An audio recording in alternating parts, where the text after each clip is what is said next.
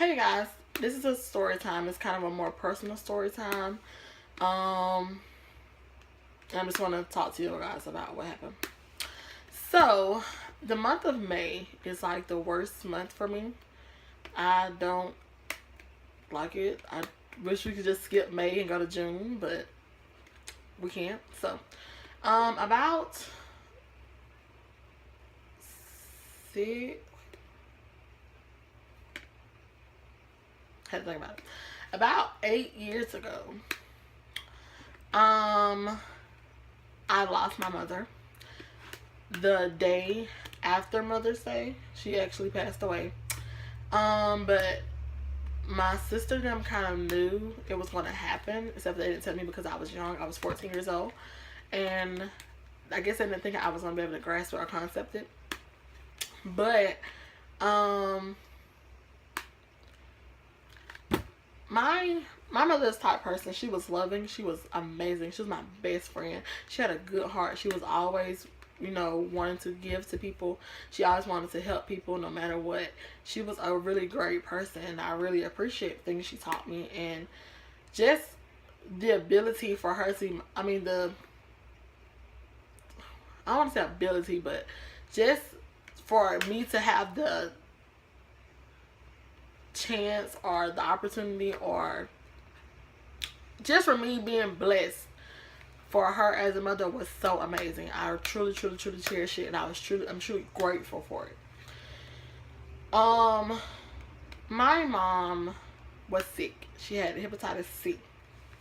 Now, 8 years ago, I didn't, honestly, personally, didn't. Hepatitis C wasn't broadcasted like it's broadcasted now. How you have all these different commercials of people talking about all the different medications you can take with hepatitis C. That was not going on 8 years ago.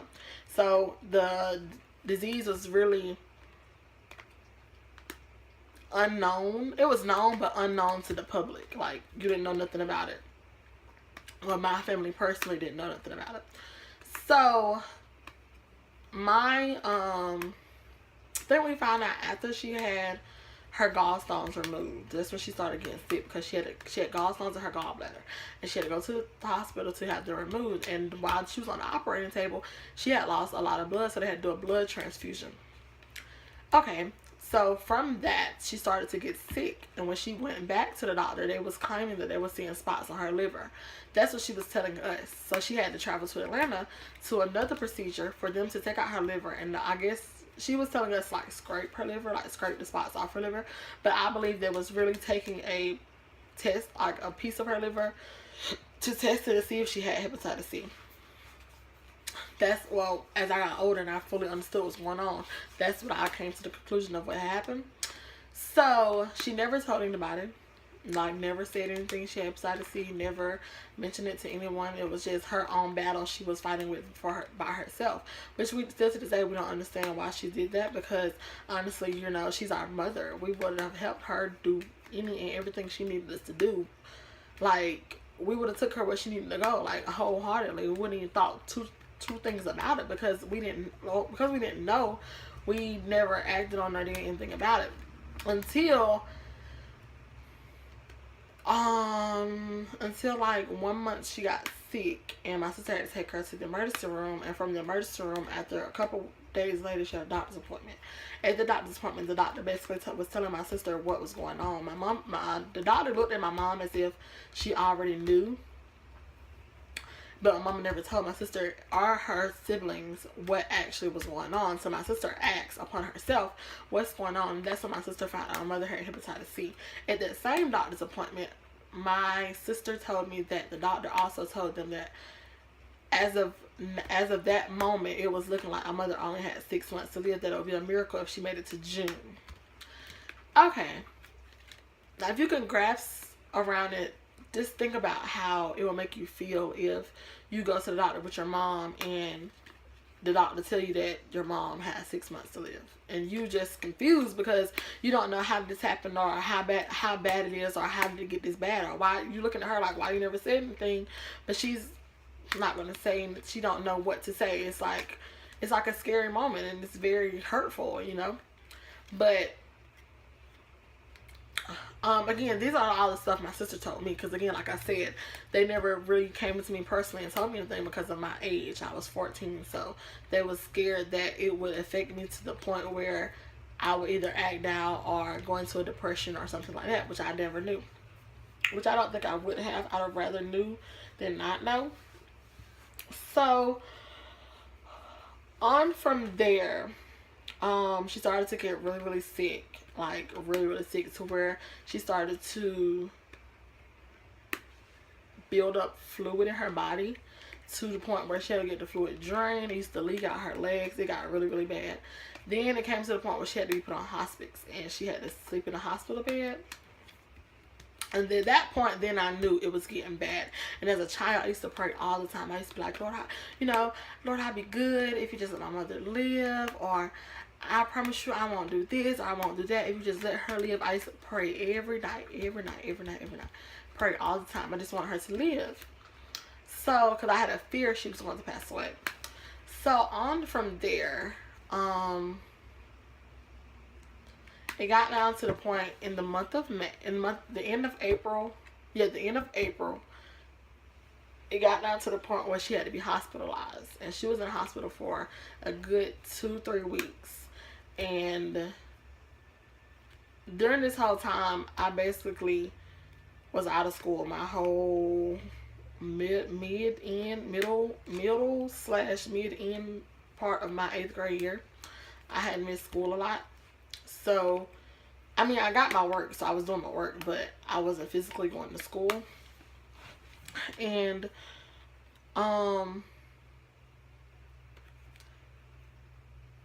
when it got to the point where she was hospitalized, then I knew it was real. She used to be in so much pain, and all she used to do was scream. And I would never go in the room or anything like that because I was actually scared. And immediately I would start crying. And then if I started crying, she would start crying. So I didn't know how to deal with my emotions. I had to try to get myself together, and so I could go in the room and sit with her and talk to her and stuff like that. So when Mother's Day came around, I actually went and spent Mother's Day at my godmother's house with my god sister and their family, and went to church with them and all that. I made my mom a Mother's Day card and everything. And that next day, I took it to her, and I spent the whole day up there. From that morning all the way until like 7, when my auntie came through that night and picked me up to bring me back to my grandma's house. Honestly, the trip was probably 30 minutes, but I'm gonna say an hour because we stopped by my aunt's mother house to get her daughter and stuff to travel on. So I'm gonna say it took us about an hour from the time we left the hospital to the time we got back to my grandmother's house. Was about an hour. Within that hour, when we pulled up to my grandmother's house, I don't know when it happened, I don't know the specific time, but I know when we pulled up to my grandmother's house, everybody was over there, and my uncle was in the road, crying, but I guess he didn't want anybody to see him crying. And he told my aunt what was going on, and my aunt just looked at me and she was like, Mama's gone. So within that whole hour, from me leaving the hospital to me getting to my grandma's house, my mother had passed away. At that time, I didn't know how to feel. I was stuck in a trance. I just felt like everything was moving, and I was just sitting there. I didn't know what to say. I didn't know what to do. And during the whole time, after, getting the funeral arrangements together and stuff like that, it was difficult. It was, I don't remember it at all, but my grandmother told me that I would just sit there and I wouldn't talk to anybody but my cousins.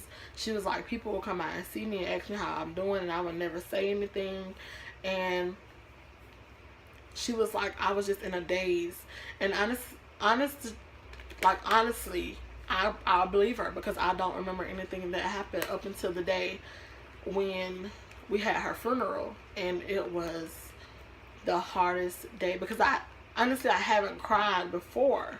I didn't cry before the funeral because at some point in my mind, I didn't think it was real. I was still thinking like, okay, I'm dreaming. I was kept trying to just think I should wake up. I need to wake up because it's not real. And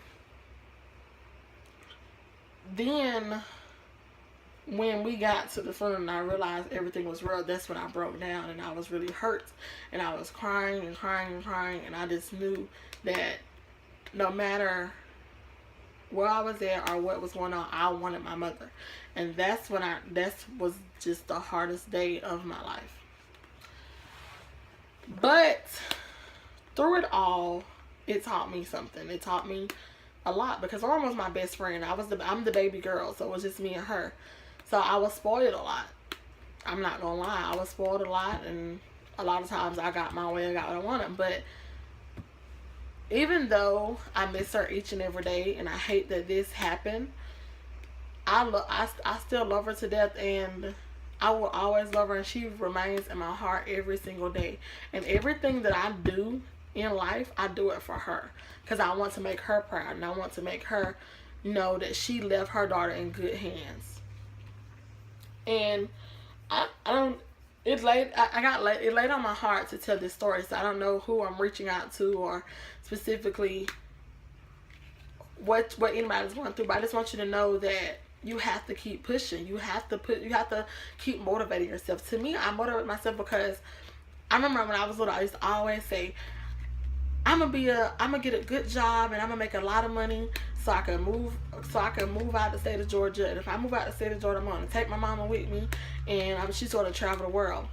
And honestly, I got deep and depressed one time, because I was like, my mama's gone. How can she travel the world with me? This sucks. And I was crying, and I was hurt, and I was in a dark depression. And then it took me to realize that she's always in my heart. She remains in my heart no matter where I go, no matter what I do. She's here in my heart, and she's here in spirit. So if I do, I still have the ability to take her around the world, to travel around the world. You know what I'm saying? Because now she's looking down on me, so anywhere I go, she sees me. So it's like she's taking those steps with me, even though she's not here physically, but she's here spiritually, and she's in my heart. So each and every day I strive and I push myself to do better, and to keep motivated and keep being strong, so that I can accomplish the goals that I've always had set for myself. You know what I'm saying? I know that days are difficult. Some days are worse than others, and some days are harder than others. But every day that I wake up and I have breath in my body, I know that this is a day for me to be better than yesterday. And I'm going to continue to strive and accomplish all my goals. And I'm still going to travel around the world. I'm going to make sure that I take pictures and I experience each and every last thing that this world has to offer. And just want to tell you guys, stay motivated. Keep yourself motivated. Keep yourself built up. Keep your head up. Keep yourself smiling, because you have a purpose. You have a reason to be here. Things that have happened to you in your life, there's a reason why it happened. It gives you the ability to stand on your own, to be responsible, to not have to lean on no one to make you a better person.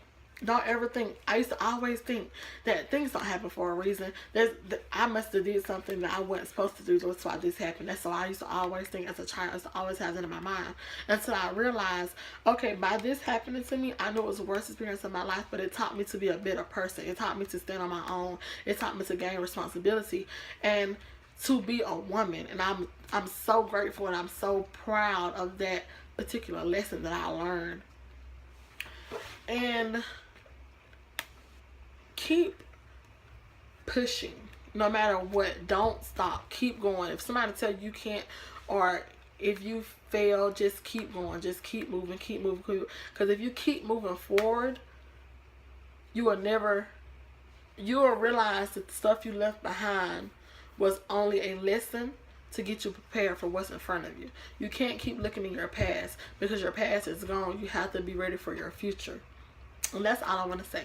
Thank you guys for watching this video. Please give me some likes and comments. And I pray that everyone has a good day on this rainy day, whether it's raining where you're located or not. But I pray everyone have a good day and a great life, and stay motivated and keep pushing, because you're here for a reason. And everything that has happened to you is just preparing you for a greater blessing. Thank you. Bye.